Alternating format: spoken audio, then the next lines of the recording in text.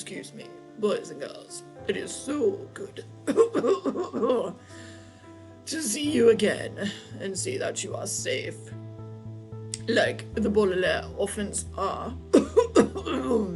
right now from Count Olaf. Though the dastardly man, he escaped. Hopefully one day we will find him and bring him to justice. Well, there is one more story that I wish to share with you. And it is an excerpt from Book 2, The Reptile Room, of the series of unfortunate events. We are going to read the first chapter and see if you are interested in continuing to find out about the Baudelaire orphans. It is an excellent story, and it will keep you safe from making the same mistakes they did. And hopefully you're adults as well, because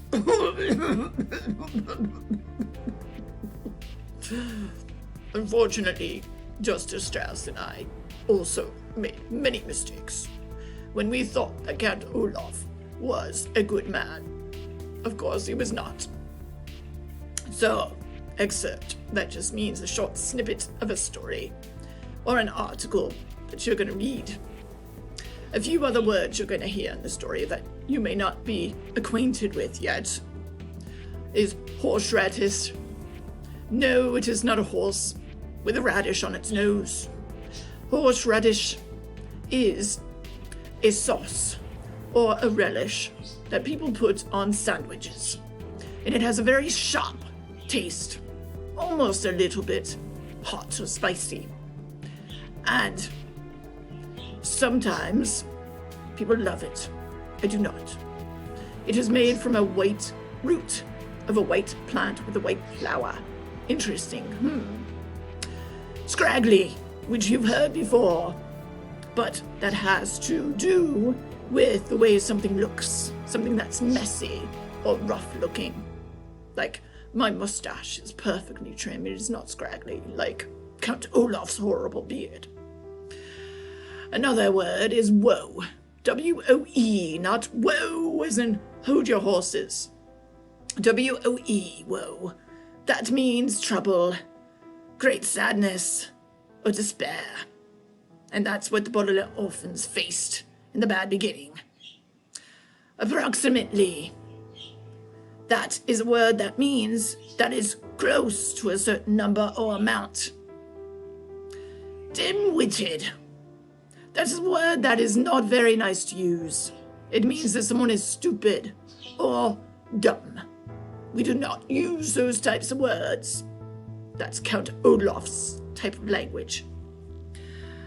Vast. Vast means that something is large, great in size, or there's a large amount of it.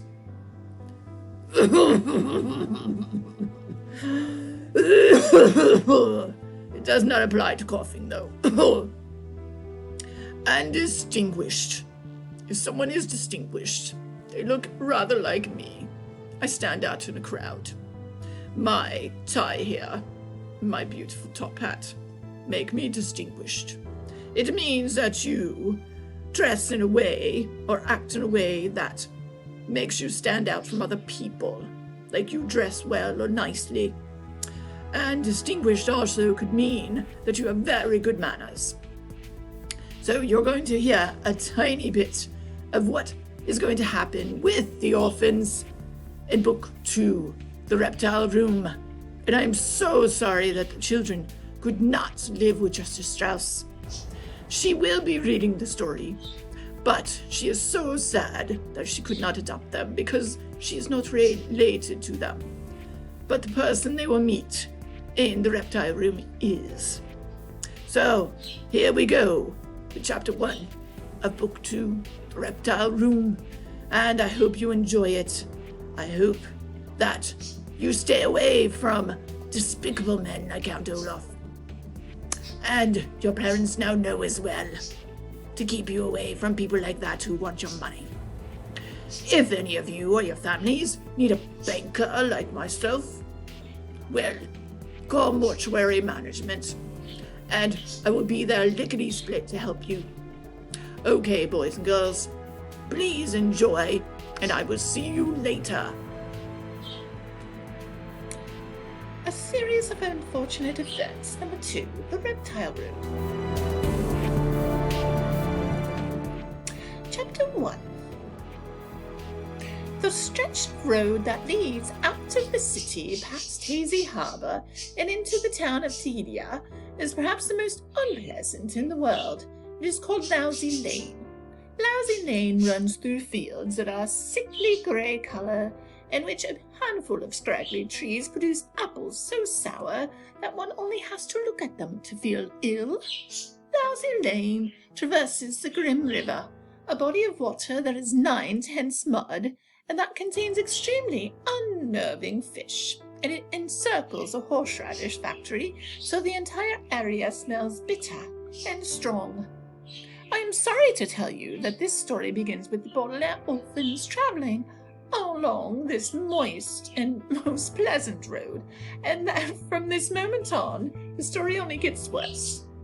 Of all the people in the world who have miserable lives, and as I'm sure you know, there are quite a few, the Baudelaire youngsters take the cake, a phrase which here means that more horrible things have happened to them than just about anybody. Their misfortune began with an enormous fire that destroyed their home and killed both their loving parents, which is enough sadness to last anyone a lifetime, but in the case of these 3 children it was only the bad beginning.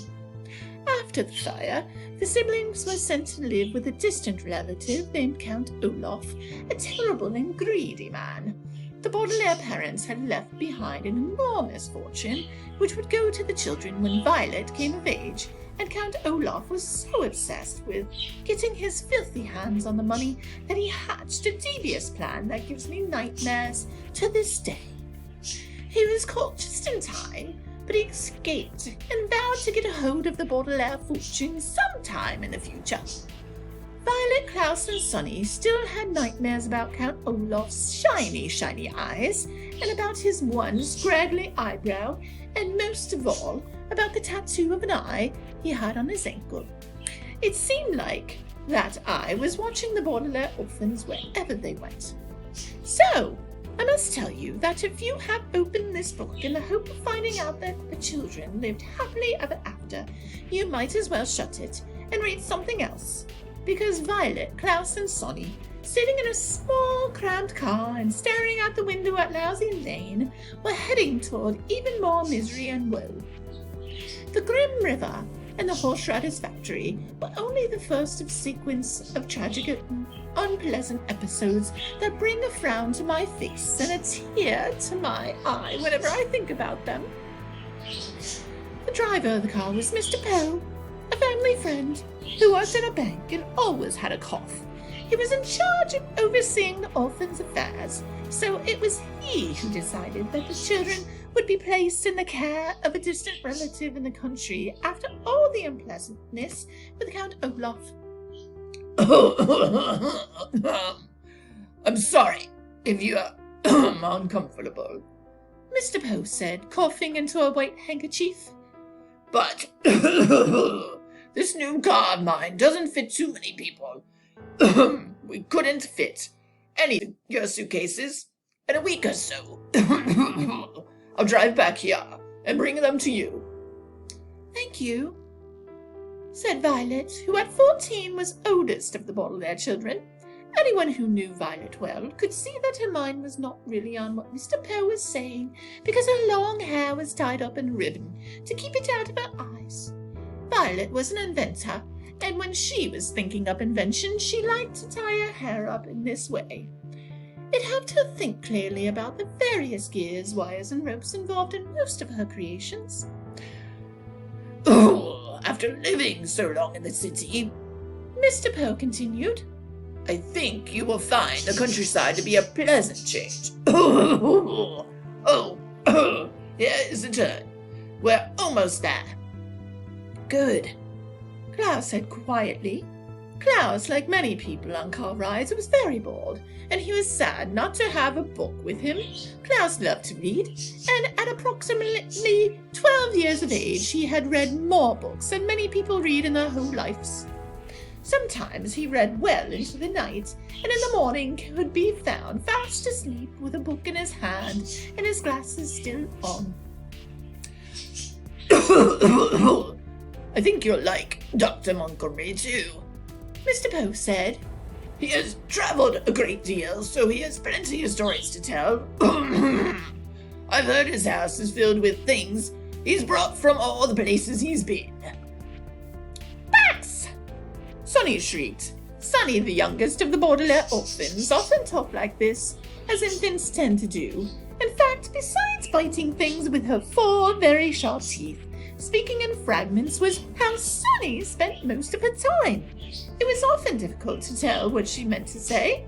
At this moment, she probably meant something along the lines of, "I'm nervous about meeting a new relative." All 3 children were. How exactly is Dr. Montgomery related to us? Klaus asked. Well, Dr. Montgomery is, let me see, your late father's cousin's wife's brother. I think that's right. He's a scientist of some sort and receives a great deal of money from the government. As a banker, Mr. Poe was always interested in money. What should we call him? Klaus asked. You should call him Dr. Montgomery, Mr. Poe replied. Unless he tells you to call him Montgomery. Both his first and last names are Montgomery, so it doesn't really make much difference. His name is Montgomery. Montgomery?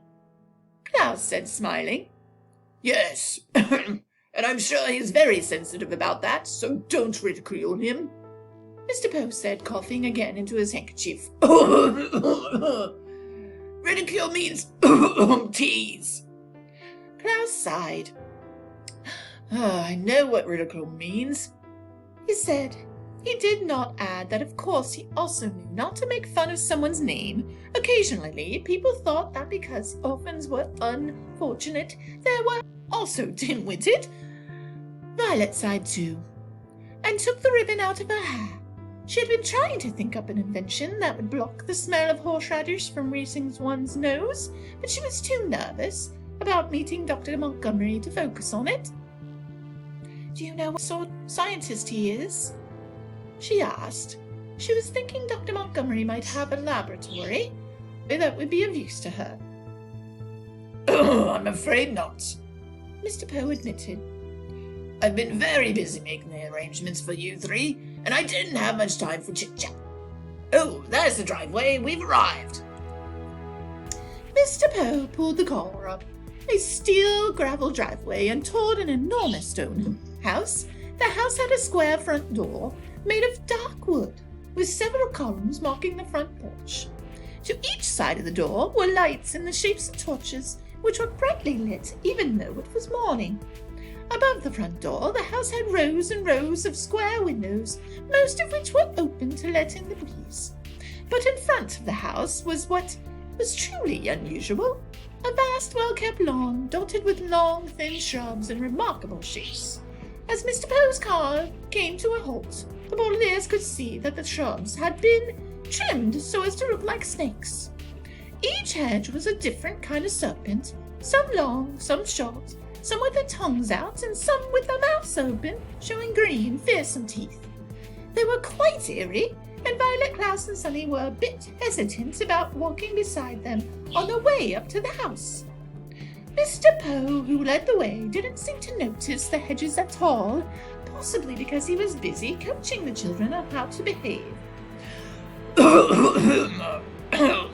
Now, Klaus, don't ask too many questions right away. Violet, what happened to the ribbon in your hair? I thought you looked very distinguished in it. And somebody please make sure Sonny doesn't bite Dr. Montgomery. That wouldn't be a first good impression. Mr. Poe stepped up to the door and rang a doorbell that was one of the loudest the children had ever heard. After a moment's pause, they could hear approaching footsteps, and Violet, Klaus, and Sonny all looked at one another. They had no way of knowing, of course, that very soon there would be more misfortune within their unlucky family. But they nevertheless felt uneasy. Would Dr. Montgomery be a kind person? They wondered. Would he at least be better than Count Olaf? Could he possibly be worse? The door creaked open slowly, and the Baudelaire orphans held their breath as they peered into the dark entryway. They saw a dark burgundy carpet that lay on the floor. They saw a stained glass light fixture that dangled from the ceiling. They saw a large oil painting of two snakes entwined together that hung on the wall. But where was Dr. Montgomery? Hello? Mr. Bow called out. Oh, hello! Hello! Hello, hello! A loud voice boomed out, and from behind the door stepped a short, chubby man with a round red face. I am your uncle, Monty. This is really perfect timing. I was just finishing making a coconut cream cake. About the author and illustrator. Lemony Snicket is still at large. Find him on the web at www.lemonysnicket.com. Brett Herquist was born in Ganado, Arizona, grew up in Orem, Utah, and now lives in Brooklyn, New York. Unfortunately, he gets out rarely during the daytime and sleeps very little at night. Books by Lemony Snicket. These are all a series of unfortunate effects books. One Bad Beginning, The Reptile Room, The Wide Window, The Miserable Mill, The Austere Academy, The Earthsats Elevator, The Vile Village, The Hostile Hospital, The Carnivorous Carnival, and The Slippery Slope, The Grim Grotto, and The Penultimate Peril. The end. Okay, boys and girls. Now you have seen that the Baudelaire orphans, they have met their new guardian. We'll see if he is good, or if he is just okay, or could he be worse than Count Olaf, if that could ever be possible. Will Count Olaf come back? Will the long-nosed man with the bald head be with him, or will the women with the white faces, or the men with hook hands, will they come back as well, or are they in hiding forever? So this Monty Montgomery, what did they say about him? What is his job? How could he be a good guardian for maybe Violet, or Klaus, or Sunny? And where does he live? What are the unusual things that you heard and maybe saw in your head when you were listening to Justice Strauss read? You should make some predictions, and then you could go ahead and check this out at the library. Finish it up, or if you have an online device thingy, you could read it on that through your public library. So, good story. I'm gonna go off and have some coconut cream cake. Sounds like a plan to me.